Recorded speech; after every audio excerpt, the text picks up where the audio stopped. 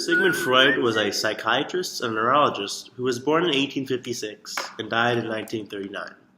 He is best known for developing his theories of psychoanalysis. Essentially, Freud developed psychoanalysis as a method to unpack the conflicts and thoughts within one's unconscious mind, based on one's associations, dreams, and fantasies. Not only was his psychoanalysis theory extremely influential to the academic arena, but also his theories on sexuality, libido, and the ego have immensely contributed to the contemporary cultural theory. So Freud came up with three forms of the conscious mind. The conscious mind contains all the thoughts, memories, feelings, and wishes of which we are aware at any given moment. This is the aspect of our mental processing that we can think and talk about rationally. A part of this includes our memory, which is not always part of our consciousness, but can be easily retrieved at any given time and brought into our awareness. The second form of the conscious mind is the preconscious. It consists of anything that could potentially be brought into the conscious mind. And the last form that Freud talked about was the unconscious. It is a reservoir of feelings, thoughts, urges, and memories that outside of our conscious awareness. Most of the contents of the unconscious are unacceptable or unpleasant, which is why we don't vocalize them, such as our feelings of pain, anxiety, or conflict. According to Freud, the unconscious continues to influence our behavior and experience, even though we are unaware of these underlying influences. The unconscious can include repressed feelings, hidden memories, habits, thoughts, desires, and reactions. When encountering and viewing our upcoming examples from contemporary media, there's two ways to analyze it. One is the author-centric method, and the other one is the reader-centric method. The author-centric one treats the text as equivalent to the author's dream, and Freud explains dreams as disguised fulfillment or suppressed or repressed wishes. And the second one is reader-centric, which is to treat the reading as a substitute dream, and that is tied to the author-centric approach. And now, I will direct you to a video of the famous sitcom Friends, where we see how Freud's theory on the unconscious mind comes out in media. The joyous union of Ross and Emily. Now, Ross, repeat after me. I, Ross. I, Ross. Take thee, Emily. Take thee, Rachel. In this example, it shows how Ross's underlying hopes and desires are to be with Rachel. His repressed feelings escape the unconscious during his wedding vows. He says, I take thee, Rachel, instead of I take thee, Emily. Perhaps Freud's single most important idea/theory was that the human psyche or personality has more than one aspect.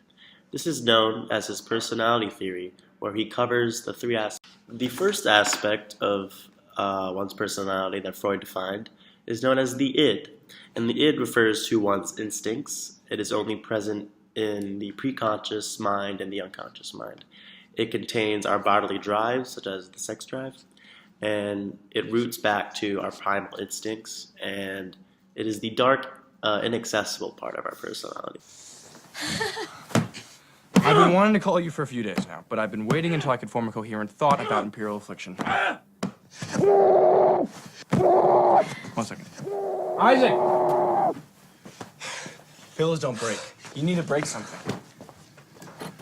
Try this. The trophy? Yeah. Are you sure? I've been looking for a way to tell my father I kind of hate basketball. Go to town!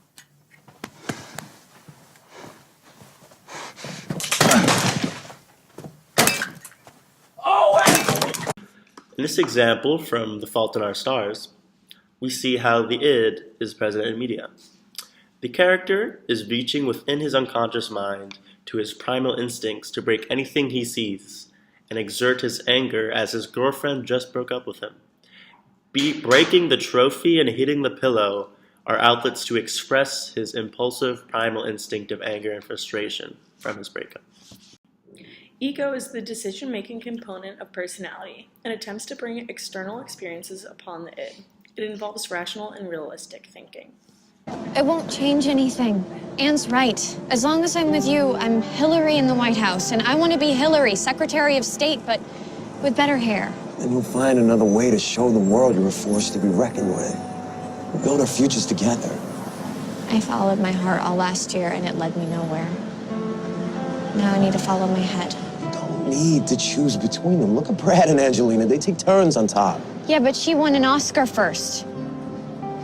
I'm sorry, but I have to be Blair Waldorf before I can be Chuck Bass's girlfriend.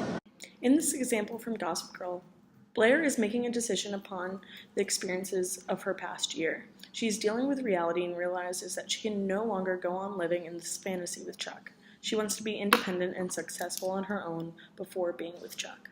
The third aspect of Freud's personality theory is known as the superego. The superego refers to morality. The superego function is to control the id's impulses and persuading the ego to turn to moralistic goals rather than to natural ones.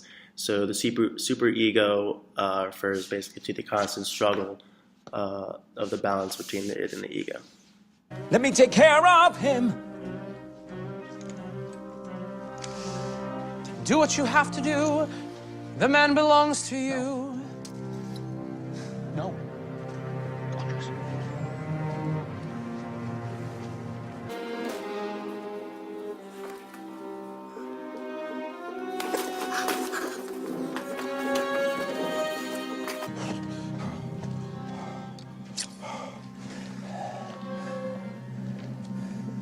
We meet again. You've hungered for this all your life.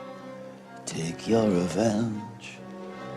How right you should kill with a knife. Get out of here. Don't understand. Clear out of here.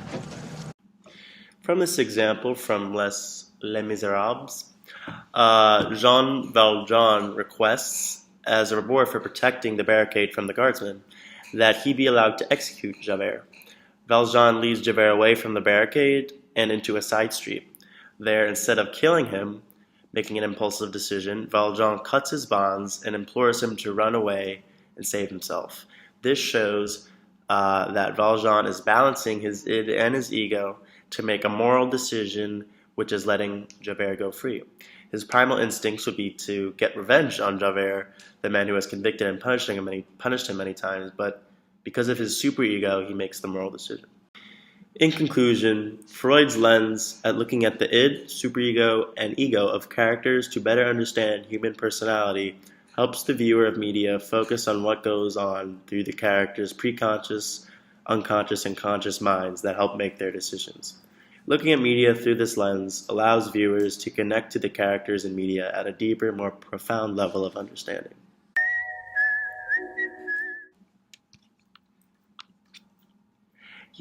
One's unconscious mind based on Thank you.